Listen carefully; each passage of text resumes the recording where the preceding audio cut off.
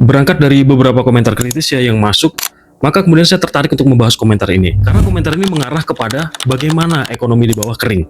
Dan kemudian komentar ini adalah kontradiktif ya dengan apa yang disebut sebagai pertumbuhan ekonomi Indonesia. Memang real ya. Dari segi angka, pertumbuhan ekonomi Indonesia itu luar biasa banget guys ya. Tidak ada yang bisa memungkiri bahwa datanya dan faktanya di angka 5,11% lebih. Dan terus meningkat ya semakin seiring berjalannya waktu. Nah, kenapa kemudian itu terjadi? Hal itu terjadi karena penambahan investasi yang masuk ke Indonesia di berbagai lini guys ya. Jadi teman-teman harus tahu beberapa perusahaan yang sudah masuk ke Indonesia, salah satunya adalah Finvest, kemudian nomor 2 BYD dan banyak lainnya ya teman-teman ya. Termasuk juga perusahaan dari Jepang yang akan berinvestasi untuk membangun infrastruktur ya CNG yang nantinya akan menggantikan LPG yang saat ini impor dari Amerika Serikat. Kemudian juga ada yang namanya investasi di sektor batubara yang melakukan gasifikasi ya menjadi dimethyl ether yang juga nanti arahnya adalah untuk menggantikan atau transisi dari LPG menuju ke sumber daya alam yang ada di Indonesia. Nah, bagaimana ya para pengamat kemudian beberapa konten kreator dan para komentator ya di sosial media memandang bahwa ekonomi di bawah kering. Nah, ini guys ya, ini adalah menurut saya satu indikator penting yang harus dilihat ya. Jadi begini, apa yang dilakukan oleh pemerintah untuk mendorong perekonomian di bawah ini melalui suntikan dana atau realnya pemerintah mendorong nih ya sektor-sektor industri di bawah ataupun sektor ekonomi mikro di bawah, artinya para UMKM didorong melalui platform yang nantinya platform ini untuk menambah ya modal dari usaha yang dilakukan oleh masyarakat di bawah. Nah, platform ini disalurkan nih melalui Kementerian Keuangan, disalurkan ke bank-bank domestik ya melalui Bank Indonesia tentunya pasti ya. Dan kemudian terdapat kuota yang mana kuotanya ini besar guys ya, ratusan triliun ya nilainya ya daripada kuota yang disampaikan ini seharusnya melihat kekayaan negara, namun realnya ya belum sebanyak itu ya. Namun intinya negara sudah memberikan ya real dari mendorong apa yang dikatakan sebagai mendorong perekonomian di bawah. Nah, platform-platform ini saya contohkan adalah salah satunya adalah Bank BRI yang memiliki platform pinjaman KUR atau kredit usaha rakyat dengan bunga yang minim. Sehingga kemudian akhirnya diharapkan ya dengan adanya bantuan dari pemerintah dengan bunga yang sangat minim tadi membuat nih perputaran ekonominya bertumbuh, sehingga kemudian pengusaha-pengusaha UMKM ini menjadi tertolong secara pengeluaran, kemudian secara pendapatan, karena jika dia berurusan dengan rentenir misalnya dengan range bunga yang sudah di atas 2%, 3% udah nggak masuk akal. Jadi teman-teman yang masih ingin mengembangkan usahanya, jangan sampai teman-teman berurusan dengan rentenir karena teman-teman pasti akan menjadi korban. Makanya rentenir itu disebut sebagai lintah darat. Oke. Dari kuota yang diberikan oleh pemerintah, berapa persen kira-kira yang sudah diserap menjadi platform-platform yang berjalan di masyarakat? Ya, menurut data guys ya, ini masih sangat jauh dari serapannya yang diharapkan oleh pemerintah. Lalu kemana sisanya? Nah, ini pertanyaan penting guys, dan ini harus diketahui oleh masyarakat bahwa ternyata guys ya, uang-uang yang disalurkan ya ternyata tidak maksimal diserap oleh platform di bawah, oleh masyarakat, karena uang tadi ternyata dibalikkan lagi ke Bank Indonesia.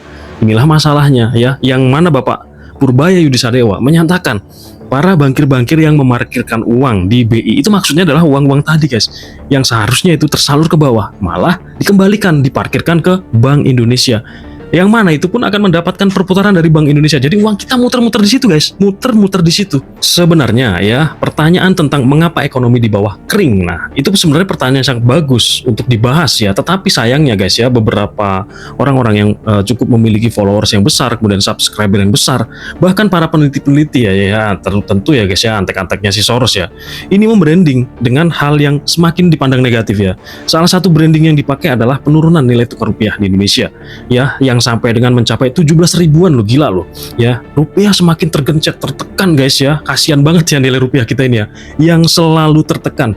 Teman-teman harus tahu dulu ya, sebelum Indonesia ini menjadi seperti ini, dulunya adalah Indonesia diprogram teman-teman, dan dijudge ya, dijudge bahkan ya sebagai negara yang menjadi korban permanen.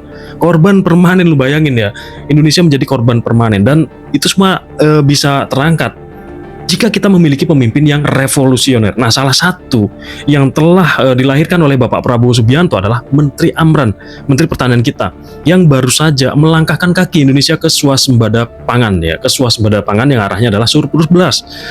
Teman-teman harus tahu ya bahwa selama ini Indonesia itu impor beras luar biasa, padahal di bumi kita ini kalau ditanemin padi ini potensial banget ya, sangat potensial. Dan mungkin ya teman-teman ya, tanah kita di Indonesia ini jauh lebih subur loh teman-teman ketimbang tanah-tanah yang ada di Thailand sana. Ini menurut perspektif saya. Kenapa demikian? Terutama di Pulau Jawa nih teman-teman ya, di Pulau Jawa ini banyak pegunungan berapi, yang mana kemudian gunung-gunung aktif ini akan memuntahkan ya kandungan-kandungan yang bagus untuk dijadikan sebagai lahan pertanian. Dan notabene teman-teman, Indonesia adalah negara tropis yang memiliki potensi yang sangat tinggi. Maka kemudian Indonesia seharusnya nggak impor, tetapi faktanya impor teman-teman. Kenapa dilakukan impor? Impor ini teman-teman kaitannya dengan kepentingan ya, kepentingan dari orang-orang yang melaksanakan bisnis impor. Bisnis impor ini di dua macam ya. Di negara asal sana, di Vietnam dan di Thailand, terdapat para pengusaha. Yang mana pengusaha ini ya tentu bisnis teman-teman ya, mengekspor ya produk pertanian mereka berupa beras ke Indonesia. Di sisi lain Indonesia menerima produk tersebut, dan disitulah negosiasi bisnis kotor yang selama ini teman-teman membangun.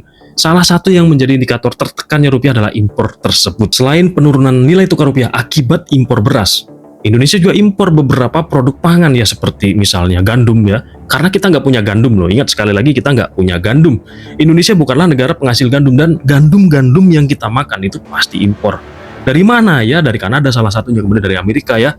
Apalagi guys, termasuk juga keju nih ya. Keju yang kita makan itu adalah produk impor, karena Indonesia bukanlah negara yang memiliki keju, dan itu semua menambah gencatan habis kepada nilai tukar rupiah kita. Itu yang kecil-kecil guys ya. Ada juga hal-hal besar yang selama ini menjadi kesuburan dari pengusaha-pengusaha tertentu di lokal Indonesia, yang mana pergerakan mereka sekarang sudah mulai terganggu dengan adanya transisi energi ya.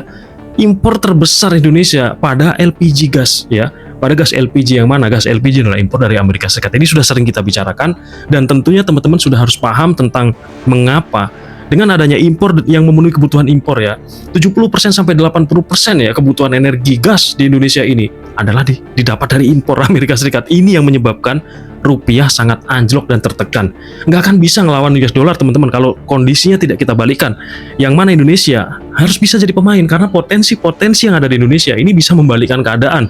Yang mana dengan adanya gasifikasi DME, kemudian penambangan LNG, CNG dan sebagainya, ini semua bisa teman-teman menjadikan produk lokal Indonesia yang pastinya kuota daripada sumber daya alam tersebut ini sangat mumpuni dan sangat cukup untuk kebutuhan energi Indonesia di dalam negeri, bahkan bisa diekspansikan, dikirim ke luar negeri, dan itulah menyebabkan ya nantinya akan meningkatkan nilai tukar rupiah. Di situ kuncinya teman-teman ya, kuncinya adalah di impor yang besar. Kemudian ya, dari hilirisasi yang sudah kita bicarakan dan dilakukan nyata di Indonesia, apakah itu semua yang mengamankan Indonesia dari status krisis energi dunia? Enggak. Jadi indikator-indikator, ada beberapa indikator yang membuat Indonesia aman. Termasuk salah satunya adalah Indonesia memiliki TKI atau tenaga kerja Indonesia yang kerja ke luar negeri, dan ini adalah mendatangkan devisa terbesar kedua setelah migas. Ingat ya, kita sangat berterima kasih kepada para TKI yang bekerja di luar negeri, karena mereka teman-teman mendatangkan ya, merupakan pahlawan devisa dan mendatangkan devisa terbesar kedua loh setelah migas teman-teman. Jadi TKI ini sangat besar pengaruhnya bagi apa yang dikatakan saat ini dunia selagi krisis ya.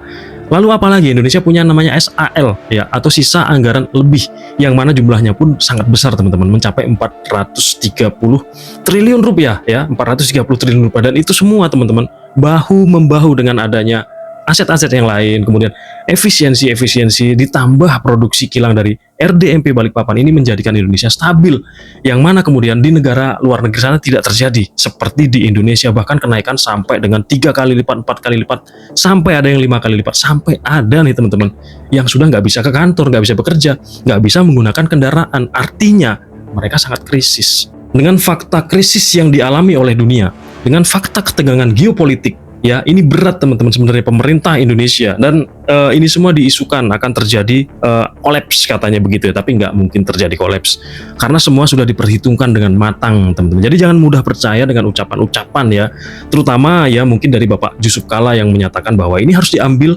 tindakan secepatnya ya untuk menyelamatkan katanya APBN Indonesia yang nantinya ditakutkan kolaps.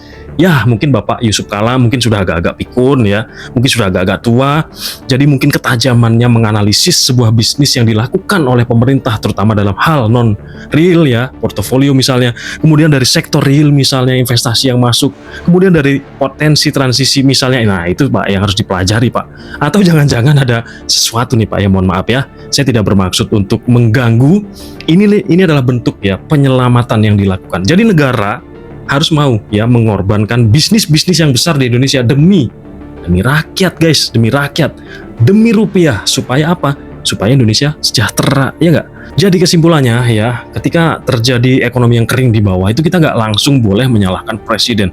Memang ya, pimpinan tertinggi kita adalah eksekutif, yaitu presiden dan wakil presiden. Namun presiden dan wakil presiden ini tidak bisa mengcover semua itu ya guys ya.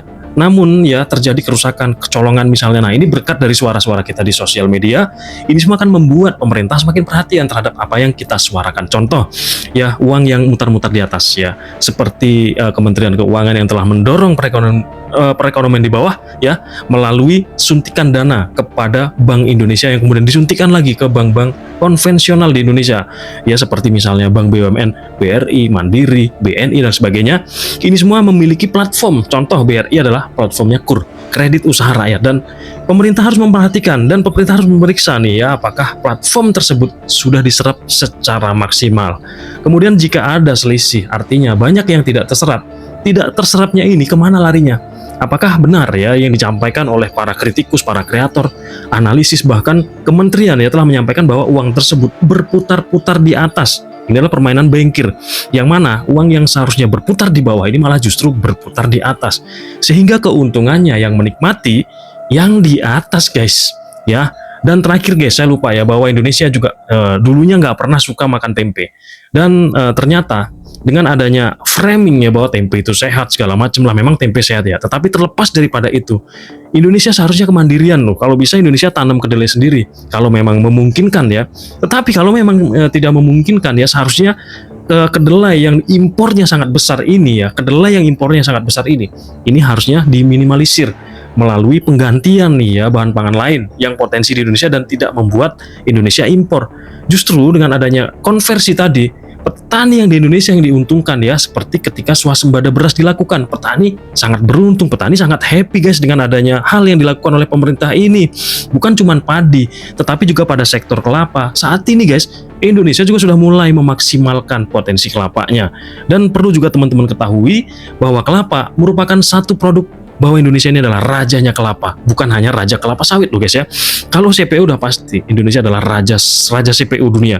Tetapi kelapa guys, coconut ya, yang sering kita minum airnya ya, coconut water itu ya, Indonesia ternyata raja kelapa ya, setelah setelah Indonesia adalah Thailand. Jadi di balik Indonesia yang raja kelapa ini, hasilnya kurang maksimal bagi petani kelapa, dan saat ini guys telah disentuh nih ya di bidang kelapa ini, dan akhirnya para petani kelapa happy. Makanya kemudian ya Bapak Menteri kita, Bapak Amran, disebut menteri yang revolusioner. Revolusioner Bapak Menteri itu, dan kita berterima kasih sekali kepada sosok menteri yang telah berani memperjuangkan swasembada seperti yang dilakukan oleh Kementerian SDM misalnya, Kementerian Pertanian misalnya, dan banyak kementerian lainnya ya guys ya. Oke, sampai di sini bagaimana guys menurut pendapat kalian guys ya? Jika ada sesuatu yang salah, boleh banget teman-teman kritik konten saya ini di kolom komentar. Dan jika teman-teman ada pendapat juga, teman-teman boleh banget ya tuliskan pendapat teman-teman di kolom komentar. Dan jika teman-teman suka dengan konten seperti ini ya, jangan lupa berikan like, comment, share, dan subscribe.